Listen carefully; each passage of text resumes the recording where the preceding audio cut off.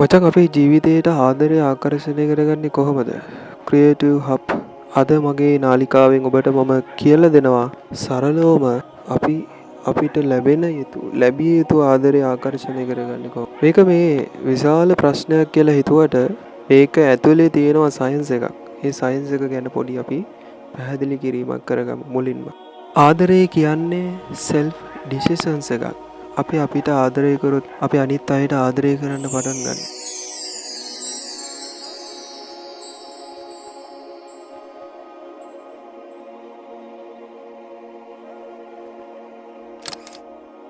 තමන්ගේ ජීවිතයට තමන් ආදරය කරන්නේ නැත්නම් තමන් ඉදිරියෙන් ඉන්න කිසිම කෙනෙක්ට අපි ආදරය කරන්න ගන්නෙ නැහැ. අපි ඒකයි අපි ආදරය කෙනාට විරුද්ධතාවයේ පත්වන්නේ. අපි අපිට ආදරේ නැති. තමන්ගේ පැත්තට හැරිලා තමන්ගෙන් අහන්න තමන් තමන්ට ආදරේද කියලා.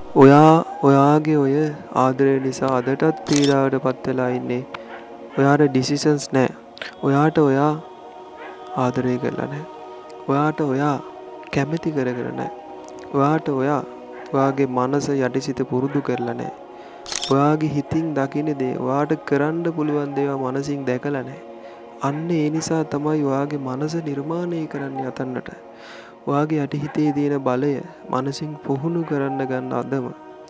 ඔයාගේ යටිහිතේ සබ්කොන්ෂස් මයින්ඩ් එකේ ඇතුලේ තියෙන බලය පුදුමාකාරයි. හරි. මනස හැමදාම දකින්න ඔයාගේ සිහින. ඔයාට ඔයාව පාලනය කරන තැනකට ඔයාව අරගෙන එන්න. ඔයා එතකොට මේ ලෝකයටම ආදරය කරන කෙනෙක් බවට පත් වෙයි. සෙල්ෆ් ඩිසිෂන්ස් එකක් ගන්න. ඔයාගේ මනසේ තියෙන මල ඉවත් කරන්න. ඔයා අනිත් අය දිහා බලන කෝණය වෙනස් කරන්න. එතකොට ඔයාගේ හිතේ තියෙන දේ අනිවාර්යයෙන්ම සිද්ධ කරගන්න පුළුවන්. මොකද මේ විශ්වයේ හැම වෙලාවකදීම Tamante ඒ ශක්තිය නිර්මාණය කරලා දෙනවා. ඒ ශක්තිය හැම අතින්ම අපිට නිර්මාණය කරගන්න පුළුවන්. එහෙම බලයක් අපි තුල තියෙනවා. අපි අපිට ආදරය කරොත්, තමන්ට ආදරය කරොත්. තමන්ට ආදරය කරන්නේ කොහොමද? ඒක ගොඩක් දෙනාට තියෙන ප්‍රශ්නයක්. ඉස්සරවම තමන්ගේ දෙස හැරී බලන්න. තමන්ගේ ජීවිතයේ කරගෙන තියෙන දේවල් ගැන චූටි දේවල්, සරල දේවල් වලින් මුලින්ම සතුටු වෙලා ඉන්න.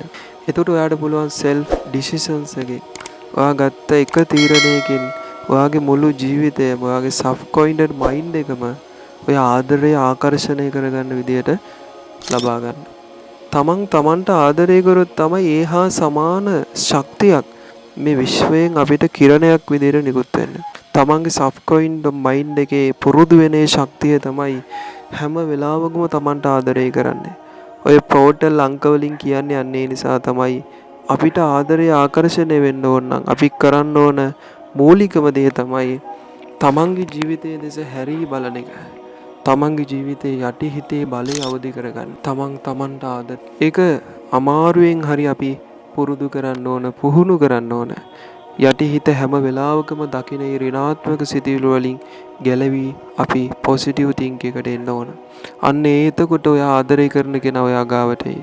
ඔයාගේ ආදරේ වාට හම්බෙයි. වාට හිමි ආදරේ වාට හම්බෙයි. යටි හිතේ බලය අදම අවදි කරන්න කියලා මම ඔබට යෝජනාවක් කරනවා. චූටි දෙයක් කියන්නද? හැමදාම උදෑසනක නැගිටලා මට ආදරේ, මට ගරු කරනවා, මගේ හැම දෙයකටම ස්තුතිවන්ත වෙනවා කියන මේ පණිවිඩය වාගේ හිතට දාන්න. අන්න එතකොට ඔයාට ආකර්ෂණය වෙන ආදරය ඔයාට ලැබෙයි. බොහොම ස්තුතියි වීඩියෝ එකත් එක්ක රැඳිලා හිටියට.